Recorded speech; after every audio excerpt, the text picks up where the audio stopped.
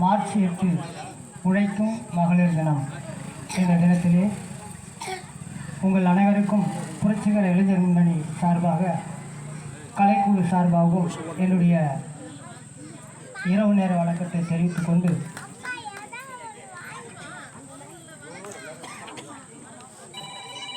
இப்போது பட்டுக்கோட்டை கல்யாண சுந்தரம் இயற்றிய ஒரு பாடலை உங்கள் முன் பாடுகிறேன். இந்த பாடல் இன்றைக்கு இருக்கக்கூடிய நம்முடைய பிள்ளை செல்வங்களுக்கும் வருங்கால இளைஞர்களுக்கும் இந்த பாடல் மிக பொருத்தமாக இருக்கும். இந்த பாடல் நிறைய பேர் கேட்டிருப்பீங்க. அதாவது 50-60 வயசுக்கு மேலே உள்ளவங்க அந்த பாடல் கேட்டுறதுக்கு வாய்ப்பு இருக்குது.